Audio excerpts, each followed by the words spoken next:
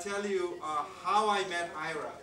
I met Ira on Top 10 Asian American Business Award that was organized by Savio Chen. I want to thank Savio Chen for introducing me. And after I met him, he gave a presentation about customer service over there that came out of his famous book.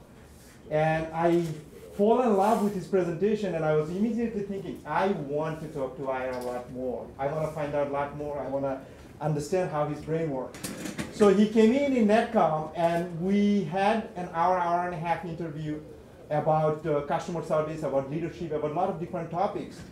And that interview was one of the best interview I have ever done in my life, and I have learned so much during that interview process, and some of those topics you will be able to hear here.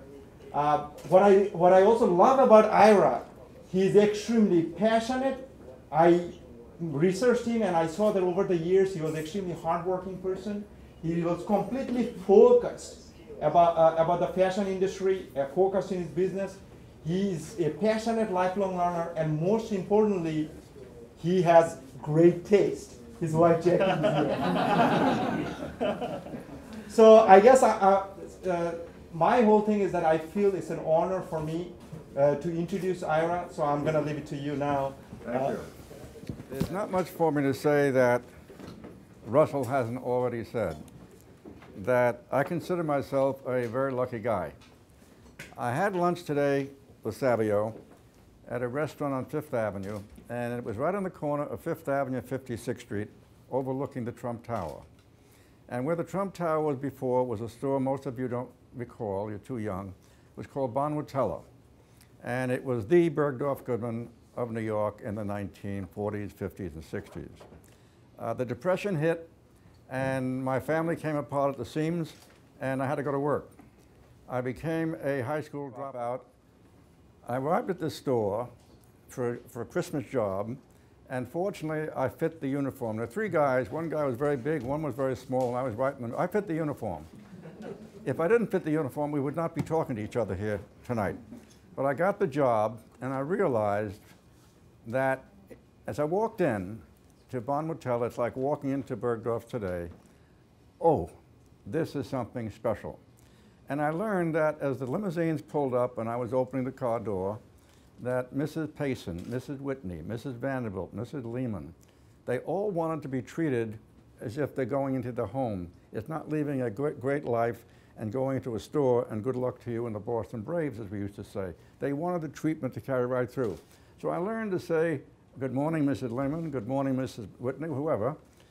I did it so well that one day the buyers came down to the store and said, "Are you Ira Neimark?" And I said, "Yes, why?" He said, "The head of the store said if all the people in the store treated customers like the kid at the door, it would be a much better store." I was lucky, I thought I lost my job. But I realized this was something special. The president of the store liked me well enough to make me his office boy, and he sent me to Columbia at night for business courses extension.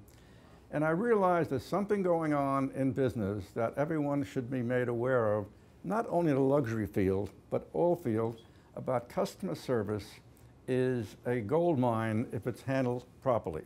Only yesterday, or this week, I had two experiences that would reflect them.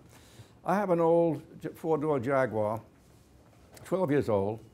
It just came back from a repair shop the other day. So I called the Jaguar fellow about a month ago. I'm considering a new car. And he took my number. He called me the other day. He said, "You still interested?" I said, "I'm thinking about it." He said, "Well, call me when you're free." Or call me when. Idiot. If I was selling Jaguars, I'd say, "Mr. Neimark, where do you live? I'll be there in an hour. Here's the car." And chances are I'd buy it. And an interesting thing, at the pro shop where I play golf, they had a brand new 3-wood. It was terrific and magic. I said, "That's right, I'll buy it." I said, "By the way, does it come in a 5 and a 6? "Oh, yeah." "Well, why don't you tell me?" "I didn't know you'd want it." Again, missing the key point. Do you realize how much business could be done in this country, in this world, if they went one more step beyond doing that? Well, when I realized that I was going to be speaking back in the Chamber of Commerce, and Savio very nicely said to me, "Would you be the keynote speaker?" And I said, "Oh, fine." And 5 minutes later, I said, "What am I going to talk about? These are all CEOs and CFOs and chief executives. When I go to Columbia or NYU and I speak to MBAs, they say, 'How'd you do it?' These guys did it." So I went to the book and I picked out, as I said, discovering a gold mine and a lost art of customer service. It is a gold mine, and it's lost, and people don't know it today. As each you experiment, when you go into a store, your chances are you're going to find a self-service. Dumb, dumb, dumb. Now, in the book is a chapter called, Marianne, is called Driving a Car Off a Cliff or something. And what that means is that in a retail store, a buyer is critical to pick the right merchandise, right style, right color, right this. And the merchandise manager gives them direction. In more stores than not, you walk in, the buyer doesn't know what she's doing, the merchandise man doesn't know what they're doing, and actually the business is going off the cliff, just like many businesses you heard of recently. I went to Radio Shack. I need a battery for my little camera, and I walked around. Is there a salesman here? Yes, he's in the back. He came out, he sold me the battery. Now get this. He did it efficiently, wrote on a computer, took the battery, then he walked away. The idiot, if he said, by the way, let me show you my newest computer, or the newest cell phone, or the newest this, I would have spent, I'm sure I could have spent $1,000 if he hooked me. Now I could go on like this and bore you silly. All I want to do is make the point that opportunity is out there for everyone. I found it by coming years later to Bergdorf Goodman. And Bergdorf, the first book is called Crossing Fifth Avenue to Bergdorf Goodman, because I started as a page boy on the east side of Fifth Avenue and moved to the CEO 30 years later as to Bergdorf's. Bergdorf Goodman was a $38 million store. I'm going to end on this thing. It was a $38 million store, and a lot of people were asked to be the CEO, and a lot of people said you can't make any money in better apparel. Well, I stood on the corner of 58th Street and Fifth Avenue. I looked up Fifth Avenue, and there are thousands of apartments all the way up to 98th Street. If there are 1,000 apartments, there are hundreds of thousands of millionaires. And then I walked over to Park Avenue on both sides of the street. I said, this would be like shooting fish in a barrel. These people want a store. Bloomingdale's are too big, Bentonville too small, I'll take the job. It was doing $38 million, and I'm not sure if you're familiar with, the women might be, an expression that we cornered the market on what they call blue-handed rinse crowd ladies, I mean old ladies who dyed their hair blue. We marketed, we cornered the market on the old ladies. Eventually we had to change it. So we changed it by saying, and this is the end, this is marketing. We want the woman who goes to the best restaurants, best hotels, best resorts, and best clubs. If she belongs to all of these here, and the many millionaires that do, then they should have a store that represents that. And that's what we did. The store went from 38 million, I left at 250 million, it is on its way to 600 million, and now I just met Russell Sada, so my completion, my job. Thank you very much. Are you guys inspired? I am so inspired by this. I just want to point out to all of you that Ira will be signing some books. So our clients, first in, first serve, is going to get the book for free.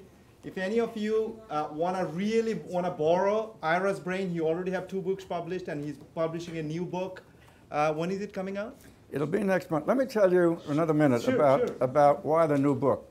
If you read the first book, it tells everything I explained to you just now, but interestingly enough, I had an idea. The end of each experience, I put lesson learned. What it was I learned from that particular experience. And anyone who read the book says, it's a great book, Ira, but lesson learned is terrific. So then I wrote the second book of what happened next, and I also lesson learned, and what do you think they said? The best part of the book. So now, being very smart, I took lessons learned from my first book, lessons learned from my second book, and put them into a third book. And it's going to be on digital. Right, Game Plan Press. And I guarantee you, whether you read the first book or the second book, I guarantee you the book, I'm calling it A Retailer's Lifetime of Lessons Learned. And it goes back from the very beginning, step by step. And Savio said 30 years. I thanked him for the comment, 60 years. I was very young. And for 60 years worth of experiences of what the experience was and what I learned from that experience. And I guarantee you, that book will make a lot of sense, like a handbook carrying around with you. So I salute Benjamin Franklin, who wrote Poor Richard's Almanac. I hope this does the same business. Thank you very much.